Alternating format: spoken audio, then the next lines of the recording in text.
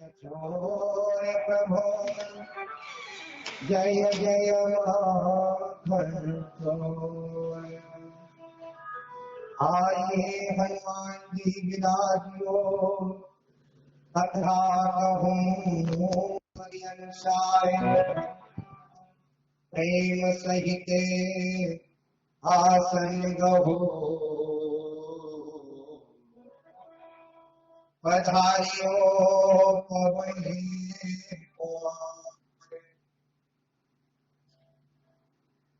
बोलिए भगवत्सल भगवान की ब्रह्मदेव महाराज की आए बोले भगवान की कथा से प्रेम रखने वाले समस्त भगवत रसिकगण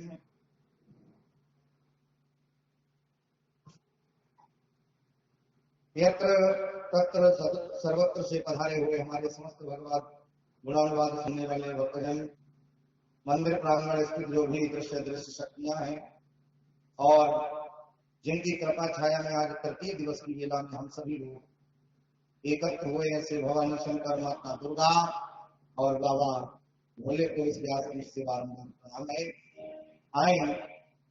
भगवान की बड़ी रसमयी कथा अभी आप सुन रहे थे भैया जी के द्वारा आए।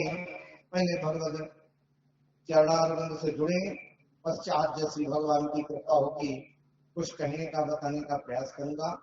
आए पहले भगवान के पाद पद्मों से जुड़े।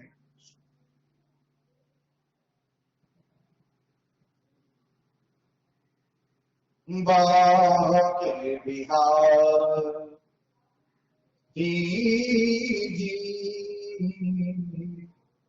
दूरे करवो दुख मेरा।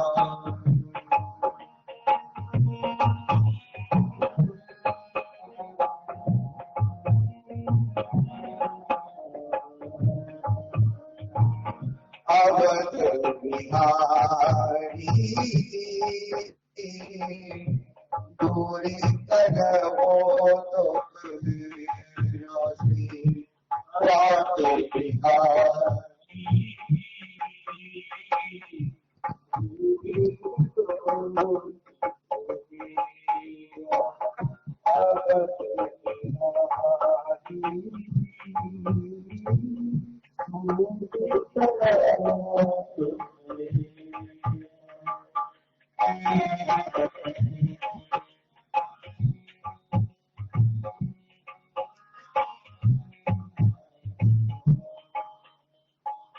सुना है दूती दर पे सुना है दूती दर पे उसे के सावन संग कट कट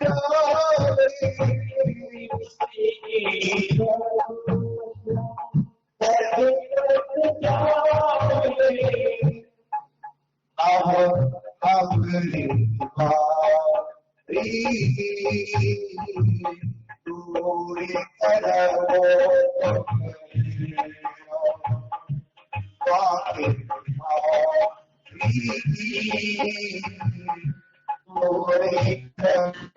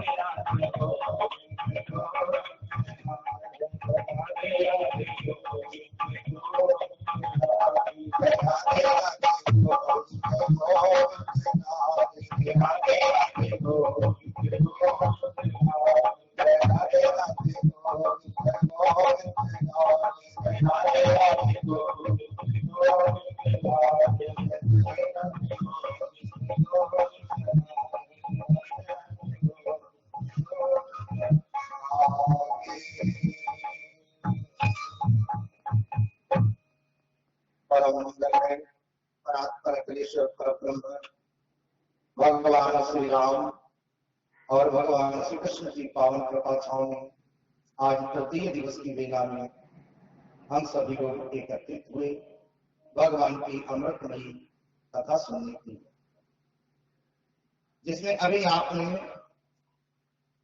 कथा को सुना कि कैसे परीक्षित का जन्म हुआ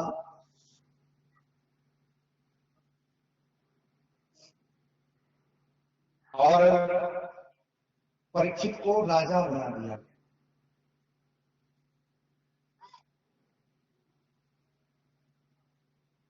तो इनसे कहो ने पीछे हटके बैठे, जो देखें दिखे वो तो पीछे बढ़ जाता।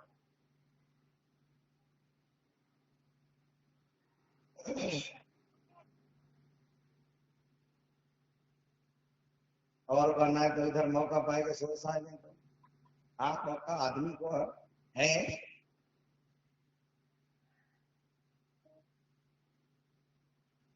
कोई कोई आदमी तो हमसे कबू कबू जवाब कहता है कि महाराज पांडे जी रात में न जाने 4-4 5-5 नींद की गोली खाए ले, लेकिन धन्य हमने एक जगह जब पूछी हमने मैया कथा तुम्हें कैसी लगी, बोले लला कथा का बता, इतनी बढ़िया लगी, इतनी बढ़िया कथा लगी तुम्हारी, घर में अपने देख एक 2-2 3-3 गोली नींद की खाए जाए तो नींद ना आवे, और जब कथा के पंडाल में आए कि गोली होली कछुआ ऐसे ही इतनी बढ़िया कथा लगी। तो उनके ऊपर भगवान की निद्रा देवी की विशेष कृपा है। सही कह रहे हैं आप। बोल वृंदावन बिहारी लाल की जय। अच्छा, जब निद्रा देवी है कौन? ये निद्रा देवी है कुंभकर्ण की पत्नी। एक बार जब राम जी ने रावण को मारा, कुंभकर्ण को मारा, तो ये निद्रा देवी राम जी से बोली बदला लेके रहूंगी। बोले कैसे बदला लोगी तुम? बोले आपने हमारे पति को मार दिया और हम भी आपसे बदला बिना लिए मानेंगे नहीं। राम जी ने कहा तुम कैसे बदला लोगी? बोले जहां जहां आपकी कथा होगी वहां वहां जाके आदमी के ऊपर सवार कतई नहीं सुनने दूंगी, ऐसे ही आपका बदला आप सुनूंगी। तो जो आजकल जो है वे कुंभकर्ण जी की पत्नी आज भी राम जी से बदला ले रही है। हाँ, राम जी की जहां जहां कथा हो गई वहीं लगाई धोखा आ गई निद्रा देवी, कथा पूरी हो गई, प्रसाद लाओ। बोल वृंदावन बिहारी लाल की जय। राजा बने परीक्षित। एक दिन राजा परीक्षित ने कहा कि जिन दादा परदादाओं की इस भूमि पर हमारे दादा परदादा राज्य करते रहे, चलो चल करके देखें कहीं कोई दुखी तो नहीं है। और ऐसा कहा जाता है जा सुना राजे प्रिय प्रजा बुखारी,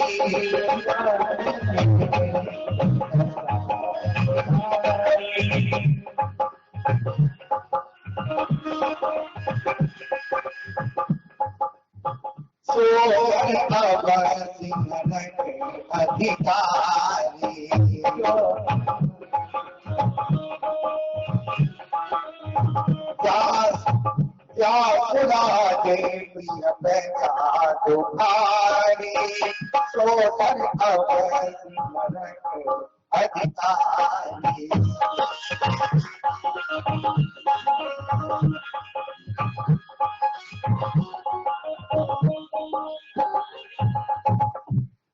इसमें राजा होता है पिता के समान और प्रजा होती है बच्चे के समान।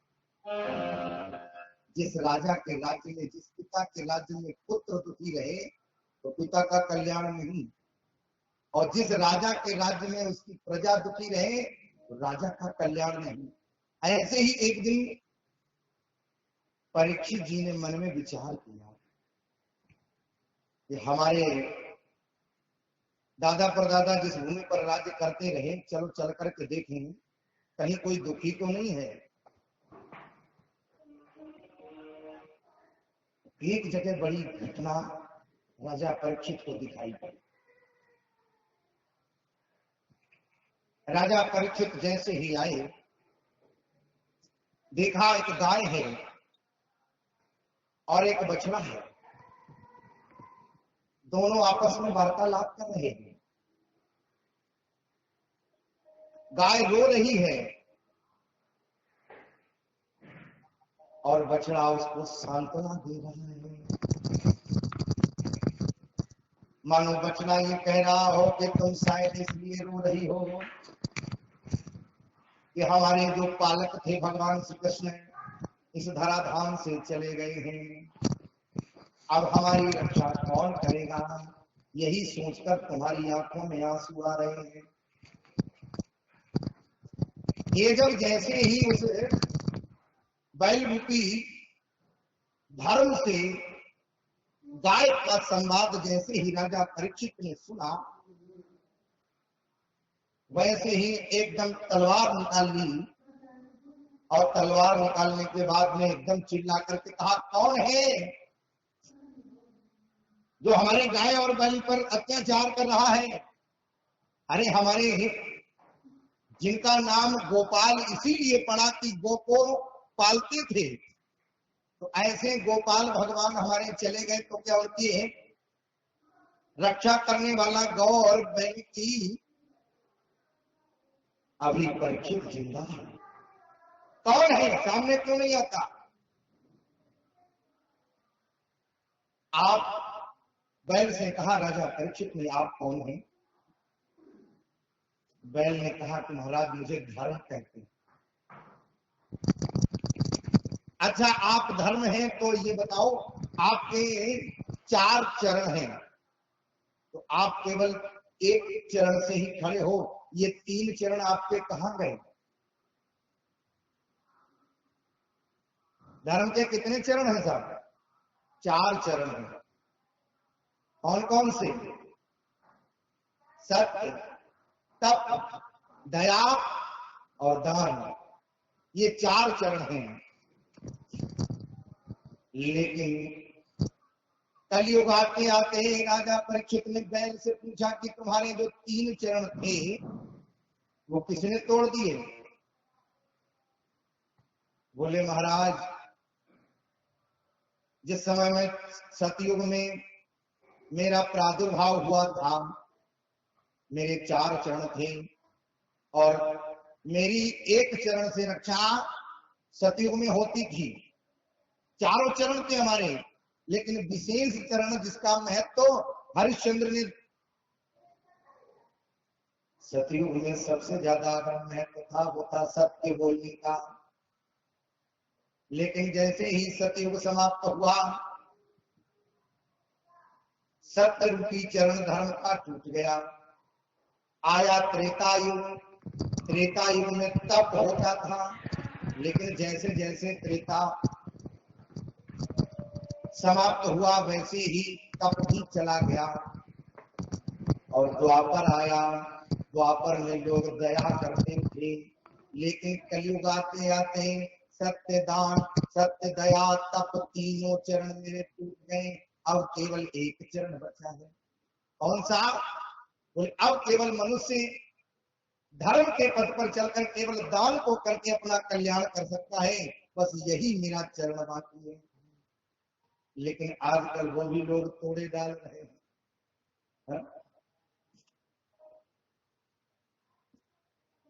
अच्छा, आप धर्म हो? हाँ महाराज। आप पृथ्वी से पूछा, तुम्हारा?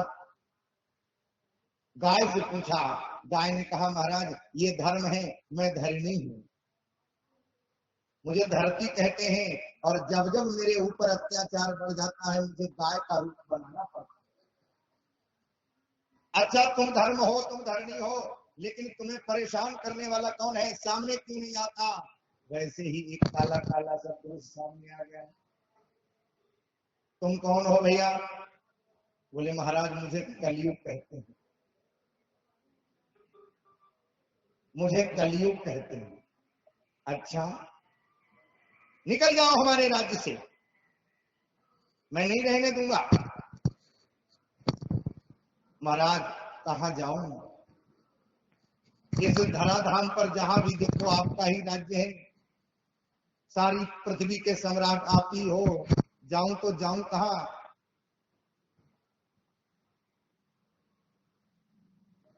राजा परीक्षित ने कहा कि कहीं भी जाओ, हमारे राज्य में तुम नहीं रह सकते। महाराज थोड़ी सी जगह मिल जाए तो अपनी भी गुजर बसर हो जाए। कहा ठीक है, अगर तुम मेरे राज्य में रहना चाहते हो, अगर तुम मेरे राज्य में रहना चाहते हो तो सबसे पहले मैं तुमसे एक बात पूछता हूं, तुममें गुण क्या है और दोष क्या है? गुण क्या है और दोष क्या है? लेकिन बड़ी विचित्र बात है भैया, जिसके अंदर जो चीज भरी होती है वही व्यक्ति पहले पूछता है। कलयुग बोला महाराज गुण बताऊं कि दोष बताऊं? राजा परीक्षित ने कहा कि अपने दोष बाद में बताना, तुम गुण बताओ अपना पहले। कलयुग ने कहा कि महाराज दोषों का तो खजाना हूं, लेकिन गुण केवल एक है, फलम नास्ति तपसा न योगेन समाधिना तत्फलम लभते सम्यक् फलौते स्वकीयतना। महाराज दोषों का तो खजाना हूं, लेकिन गुण केवल एक ही है। सतयुग में जो बड़े बड़े समाधि के द्वारा फल प्राप्त होता था, त्रेता में जो बड़े बड़े यज्ञ अनुष्ठान के द्वारा फल प्राप्त होता था, और द्वापर में बड़ी बड़ी पूजा अनुष्ठानों के द्वारा जो फल प्राप्त होता था, मेरे अंदर ये गुण है महाराज कि केवल सवेरे सवेरे खटिया पर बैठो और राम राम की माला जपने लगो। बस जो फल सतयुग में इतने यज्ञ के द्वारा, इतनी समाधियों के द्वारा, बड़ी बड़ी पूजा अनुष्ठानों के द्वारा मिलता था, मेरा ये गुण है। सवेरे सवेरे केवल माला निकाल करके राम राम राम राम राम राम राम राम आप जपना चालू कर दो, बस वही पूरा फल। विशेष रामायण में बाबा तुलसीदास जी भी कहते हैं, कलयुग में कोई बड़े अनुष्ठान की आवश्यकता नहीं है, कलयुग में किसी बहुत बड़ी समाधि की जरूरत नहीं है, इसकी आवश्यकता है कले जोग केवल हरि को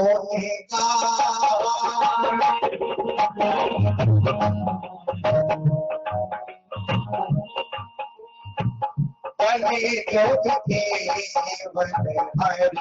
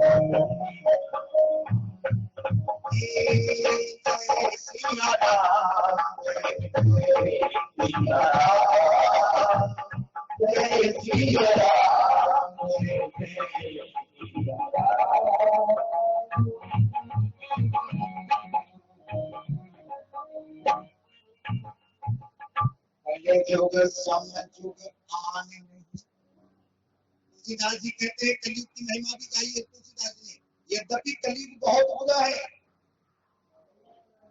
लेकिन एक गुण बहुत बढ़िया है। कलयुग समझुग आन नहीं, जाओ नर कर विश्वास, और गाय राम गुण गण विमले, भव पर भी नहीं। अगर भव से पार जाना चाहते हो तो कोई पूजा अनुष्ठान कुछ नहीं बताया, बस केवल राम राम राम राम राम। और नाम के जप से, प्रभाव से इसी भागवत में न जाने कितनों ने मुक्ति पाई, आगे कथा है। केवल नाम जप से। महाराज दोषों का तो खजाना हूं, लेकिन गुण केवल एक ही है। राजा परीक्षित जो कि सारग्राही थे, आज कलयुग को आश्वासन दिया, बोले तुम मेरे राज्य में रह सकते। अच्छा महाराज कौन कौन सी जगह दे रहे हो, अब आप नोट कर लें। कलयुग को रहने के लिए 4 जगह दी, और जिनके घर में जब 4 काम होते हों, समझो साक्षात कलयुग।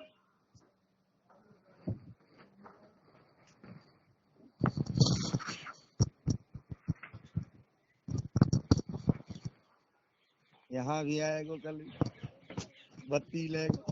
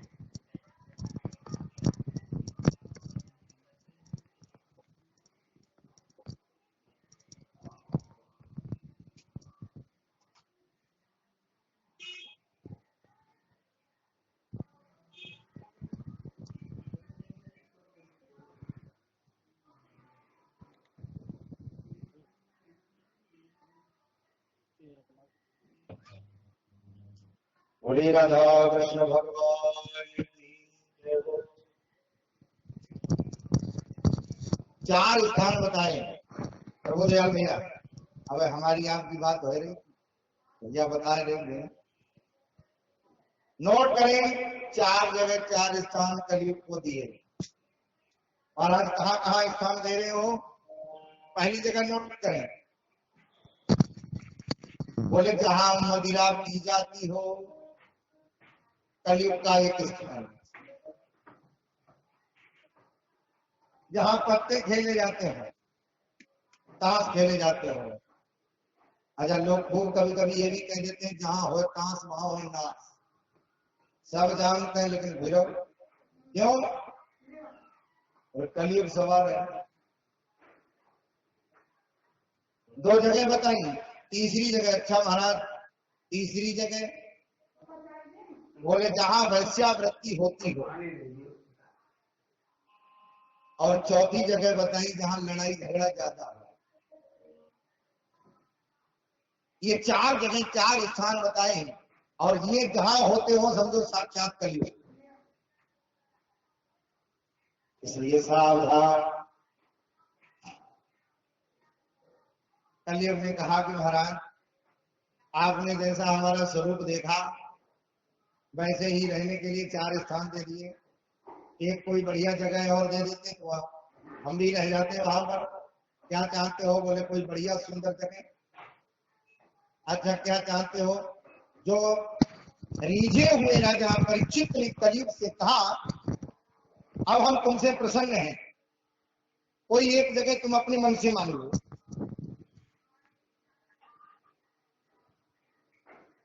कलयुग ने इधर उधर देखा, ऊपर नीचे जब निहारा, कहा महाराज एक जगह हमें बहुत अच्छी लगी, मांगो। कहा अगर सोने में निवास मिल जाता तो हम। रीझे हुए राजा परीक्षित ने कह दिया कि ठीक है तुम सोने में भी रह सकते। लेकिन अब एक बड़ी विचित्र बात यहाँ पर आती है, गीता उठा करके देखो, गीता में भगवान कहते हैं धातुओं में सोना मैं हूं। राजा परीक्षित ने कलयुग को रहने के लिए सोने में स्थान दे दिया, तो बात किसका है, भगवान कृष्ण का या कलयुग का? निर्णय नहीं हो पाया तो एक संत ने बड़ा सुंदर निर्णय दिया। बोले तो एक नंबर की कमाई से जो सोना खरीदा जाए उसमें तो भगवान का वास है, और 2 नंबर वाली कमाई कलयुग महाराज बैठे।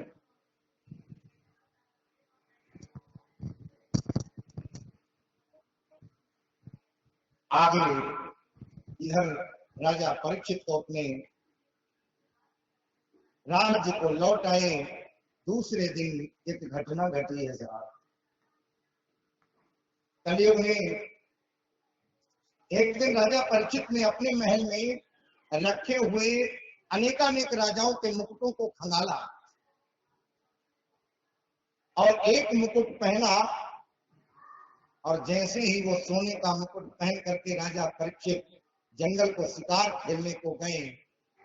व्यास जी कहते हैं कि अभी तक राजा परीक्षित ने कभी किसी पशु की हिंसा नहीं की थी, कभी किसी जीव को मारा नहीं था, लेकिन आज जैसे ही कोठरी में बंद अनेकानेक मुकुटों में से एक मुकुट लेकर के राजा परीक्षित आज जंगल को गए, तो आज राजा परीक्षित ने अनेक पशुओं की हिंसा की।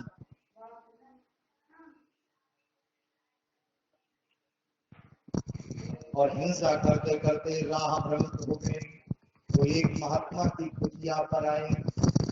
एक महात्मा की कुटिया पर जब राजा परीक्षित आए तो यद्यपि कलयुग बुद्धि खराब किए ही था। आज कलयुग आने के 4 संकेत और सुने। एक बार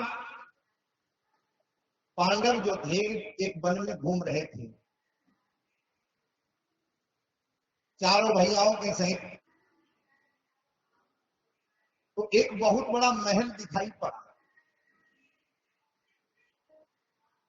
4 दरवाजे हैं उस महल के,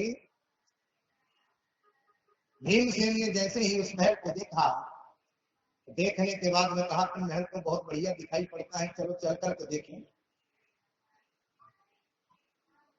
जैसे ही अंदर प्रवेश करने लगे, दरवाजे पर खड़ा एक पहरेदार बोला, नहीं जा सकते अंदर।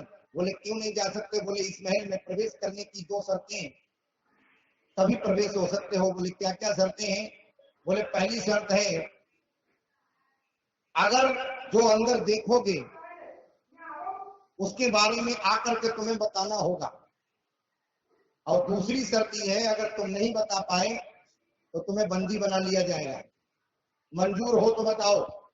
भीमसेन ने कहा ठीक है।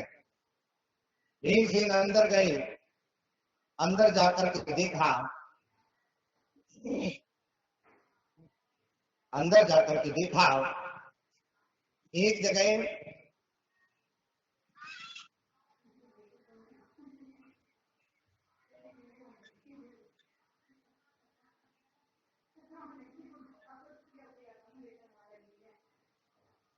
बोले वृंदावन बिहारी लाल की।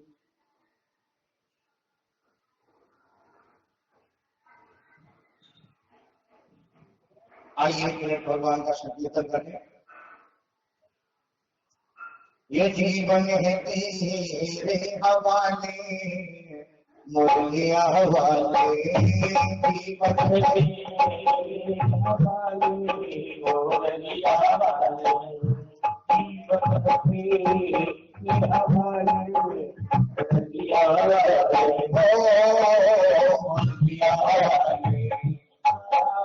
मोहिया हवाले,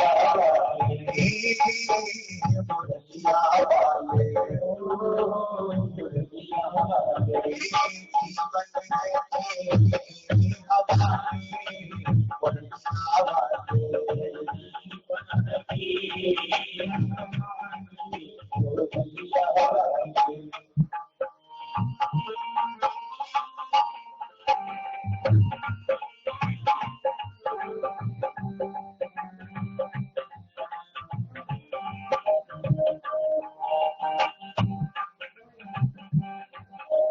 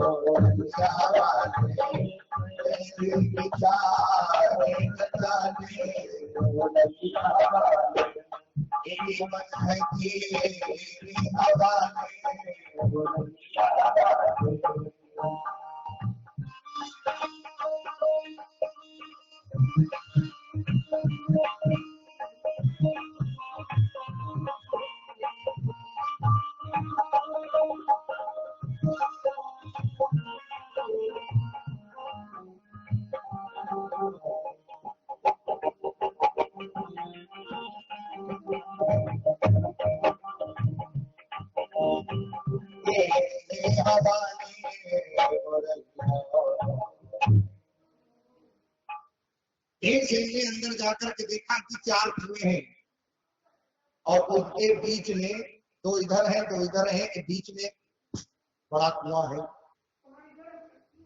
तो जो बीच वाला कुआं उफान भरता है तो चारों कुएं भर जाती हैं, लेकिन जब चारों कुएं आसपास से उफान करते हैं तो बीच वाले कुएं को नहीं भरता।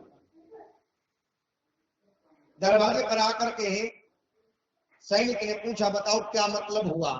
भीमसेन ने कहा, नहीं बता सकती। बोले बन जाओ बंदी। बना लिया बंदी। अगले दरवाजे से 4 दरवाजे हैं ना, अगले दरवाजे से अर्जुन गए। अर्जुन को भी वही शर्त रखी, जो अंदर देखोगे वो बाहर आकर के बताओगे। अर्जुन ने अंदर जाकर के देखा एक बछिया जिसका दूध गाय पी रही है। अर्जुन ने आकर के दरवाजे पर सैनिक ने पूछा, बोले बताओ क्या मतलब हुआ इसका? बोले नहीं बता सकते, तुम भी बन जाओ बंदी। तीसरे दरवाजे से नकुल महाराज गए। नकुल ने अंदर जाकर के इनको भी वही शर्त बताई। नकुल से पूछा, तुमने क्या देखा? बोले महाराज हमने ये देखा है कि 2 तरीके की अंदर फसलें हैं। मक्के की फसल पर बाजरे की बाली आ रही है और बाजरे की फसल पर मक्के की बाली। बोले बताओ इसका क्या मतलब हुआ? बोले नहीं बता सकते। बोले तुम भी बन जाओ बंदी। चौथे दरवाजे से सहदेव गए। सहदेव से पूछा, तुमने क्या देखा? बोले हमने ये देखा एक बहुत छोटी सोने की शिला है, एक बहुत छोटी सोने की शिला है और उस शिला पर एक चांदी की बहुत बड़ी शिला रखी हुई है। अब वो चांदी की शिला सोने के उस छोटी शिला पर ऐसे डगमग डगमग हो रही है, प्रतीत हो रहा है अब गिरी अब गिरी अब गिरी, लेकिन गिर नहीं रही है। पूछा क्या मतलब है इसका? बोले नहीं बता सकते। बोले तुम भी बन जाओ बंदी। अंत में धर्मराज युधिष्ठिर आए। बोले हमारे भैया, बोले हमने बंदी बना रखा। अच्छा सीधे सीधे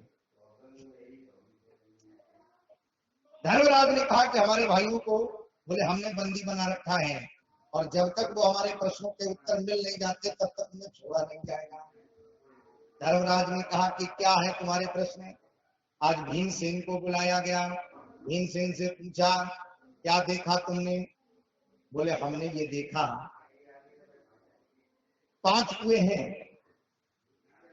बीच का कुआं जब उफान भरता है तो आसपास के चारों कुएं भर देता है, लेकिन जब चारों कुएं उफान भरते हैं तो बीच वाले कुएं को नहीं भर पाते। क्या मतलब है? धर्मराज ने कहा इसका मतलब ये है, एक पिता अपनी 4 संतानों को पेट भर रोटी खिला सकता है, लेकिन 4 बेटे चारों मिलकर के अपने एक पिता को रोटी नहीं खिला सकते। कलयुग का पहला संकेत बताया। भीमसेन को छोड़ दिया गया।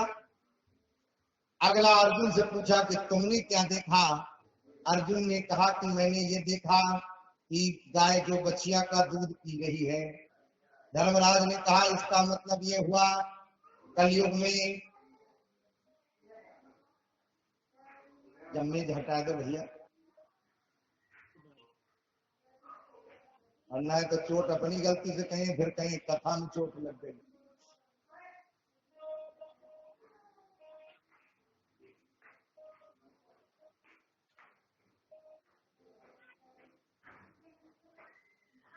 अर्जुन से कहा तुमने क्या देखा?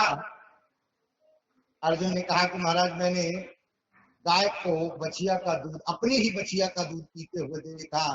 धर्मराज ने कहा कि इसका मतलब ये हुआ कलयुग में लड़के अपने पिता की सेवा नहीं करेंगे, लड़कों पिता जो है लड़कियों के यहाँ जाकर के अपना भरण पोषण करेगा। इसका मतलब तीसरी बात जब सहदेव से पूछी है तुमने क्या देखा नकुल से, नकुल ने कहा कि हमने ये देखा है कि 2 फसलें हैं, मक्के की फसल पर बाजरे की बाली, बाजरे की फसल पर मक्के की बाली। क्या मतलब हुआ इसका? बोले इसका मतलब ये हुआ कलयुग में कोई भी विवाह संस्कार जाति के अनुरूप नहीं करेगा। जिसकी जहां मन हो गया, जहां जो हिल मिल गया, वहीं वो व्यक्ति अपने मन माफिक विवाह कर लेगा।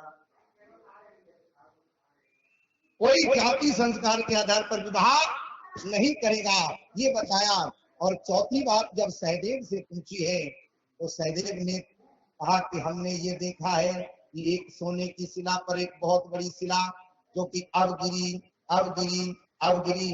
मानो कलयुग में धर्म गिरता हुआ तो दिखाई पड़ेगा, अब गिरा, अब गिरा, अब गिरा।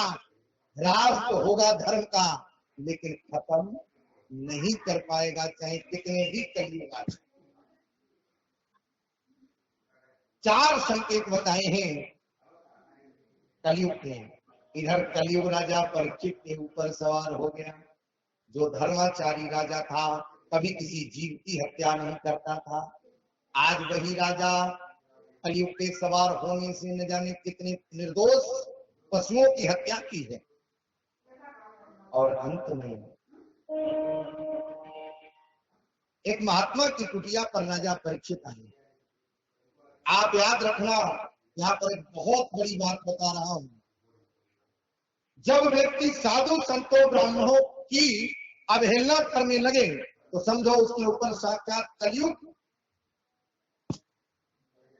प्रमाणित कर रहा हूं इस बात को। राजा परीक्षित ने कभी ब्राह्मणों की, संतों की कभी अवहेलना नहीं की, लेकिन जैसे ही कलयुग स्वर्ण के मुकुट में सवार हुआ, आज वही स्वर्ण का मुकुट पहन करके राजा परीक्षित चले, एक महात्मा का अपमान कर दिया है।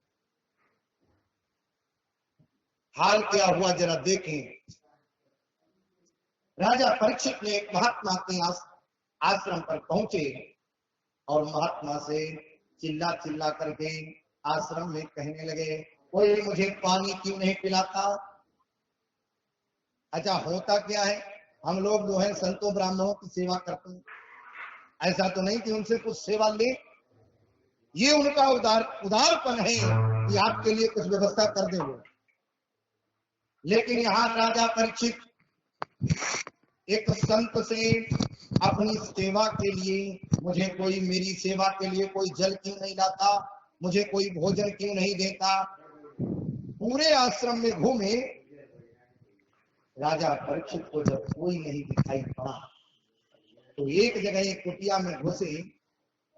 उस कुटिया में जाकर के देखा कि एक महात्मा समाधि लगाए हुए बैठा है और प्राणायाम के द्वारा अपनी श्वास को रोके हैं। राजा परीक्षित ने उस महात्मा को आज नकली समाधि वाला महात्मा समझ लिया। राजा परीक्षित ने कहा कि लाओ जरा महात्मा का परीक्षण करें, महात्मा का परीक्षण करें। ये महात्मा असली समाधि में बैठा है, नकली है। पास में एक मरा हुआ सर्प पड़ा, मरा हुआ सर्प पड़ा था। वही मरा हुआ सर्प राजा परीक्षित ने अपने बाण की नोक से उठा करके उन महात्मा के गले में लपेट और चले आए अपने राज्य को। इधर एक शिष्य ने जाकर के उन महात्मा के पुत्र को कहा कि तुम्हारे पिता के गले में एक राजा ने मरा हुआ सर्प डाल दिया है। दौड़ा दौड़ा उन महात्मा का पुत्र अपने पिता के पास में आया। हूबहू वही कृत्य जब देखा, क्रोधित हो गया और क्रोध में भर करके हाथ में जल लिया है और तत्क्षण श्राप दे दिया है। इति लंघत मर्याद, जिसने भी मर्यादा का उल्लंघन किया है, महात्मा का अपमान किया है, आज के 7वें दिन यही सर्प जीवित होकर के उसकी मृत्यु का कारण बनेगा। जल छोड़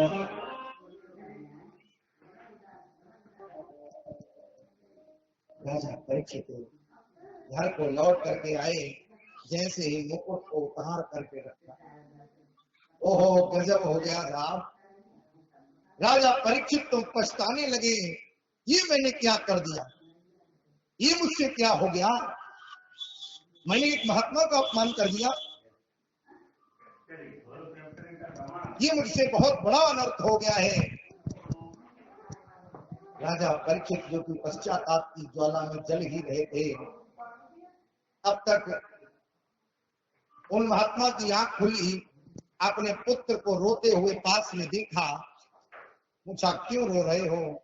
बोले पिताजी आपके गले में एक राजा ने मरा हुआ सर्प डाल दिया है।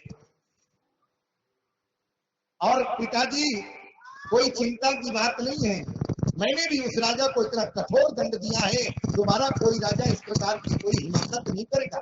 क्या किया तुमने?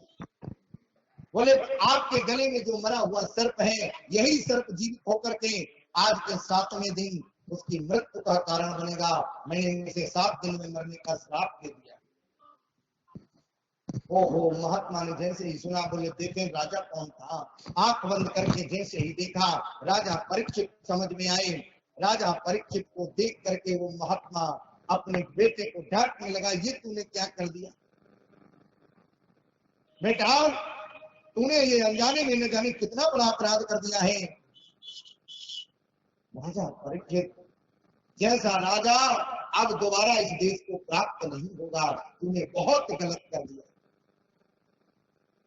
खैर अब जो हो गया सो हो गया, लेकिन अब एक काम करो, ऐसे राजा के पास में अब सूचना तो भिजवा दो, क्योंकि 7 दिन में मरना है और 7 दिन में कोई अपनी मुक्ति का वो उपाय करेगा। एक शिष्य के द्वारा राजा परीक्षित को संदेशा भिजवाया गया। राजा परीक्षित ने जैसे ही वो संदेशा सुना है, आज राजा परीक्षित ने कहा, मेरे जैसे संत महात्मा के अपराधी को इससे भी बड़ा दंड मिलना चाहिए। ये तो दंड मेरे लिए छोटा है, मैंने एक महात्मा का अपमान किया है। और उसी समय राजा परीक्षित ने अपने राजसी वस्त्रों को त्याग लिया है, एक सफेद धोती ली है, वही आधी पहन ली है और आधी ओढ़ ली है, और निकल पड़े हैं अपने बड़े पुत्र को राज्य गद्दी पर स्थापित करके। और जैसे ही रानियों ने और पुत्रों ने रोका, राजा परीक्षित ने आज अपनी रानियों और पुत्रों को समझाया, बोले आओ महाराज, अब मुझे मत रोको, मेरे पास समय बहुत कम है, अब मुझे मेरी मुक्ति के लिए कोई न कोई उपाय।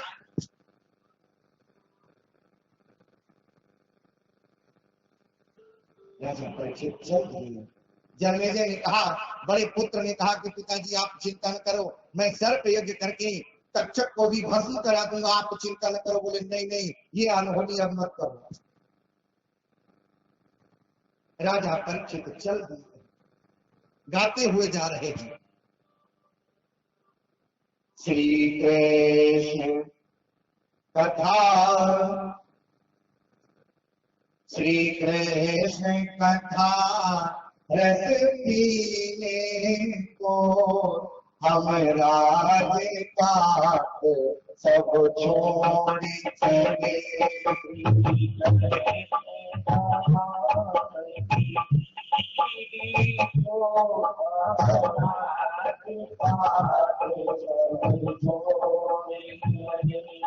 श्री कृष्ण कथा रस पीने को हम राज पात सब छोड़ चले।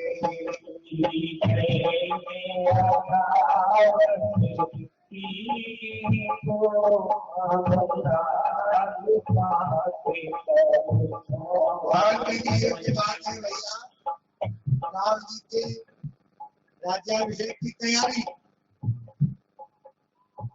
और 14 वर्ष का वनवास हो गया। उल्टा भाव, राज्य मिलने वाला है लेकिन जंगल भेजे गए, लेकिन फिर भी राम जी के लिए लिखा क्या है, प्रसन्नता याभिषेक तस्था। न राज्य पाने की खुशी थी राम को और न बन जाने का दुख हुआ। ये होना चाहिए, न राज्य पाने की खुशी और न बन जाने का दुख। राम जी ने हमको सिखाया। राजा परीक्षित ने भी जब ये जान लिया कि मेरे पास 7 दिन है, अच्छा भैया ये बताओ तुम्हारे पास कितने दिन है? कितने दिन है? 8वां दिन आता है किसी के पास है? ये जो श्राप लगा हुआ है, ये राजा परीक्षित अकेले नहीं झेल रहे, ये हम सबको लगा। जिनको साथी हैं 7 दिन में अपने को मुक्त होना। श्री कृष्ण कथा रस पीने को हम नाती बात सब छोड़े।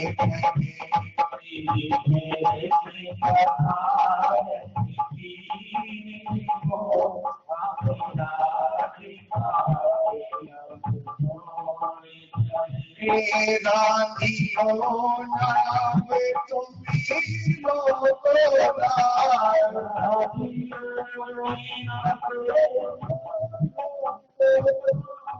जग में जय अब तुम्हें जो जग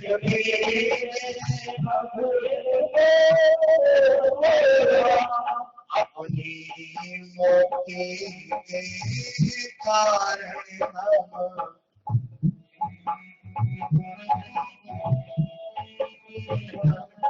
अपनी मोक्ति के कारण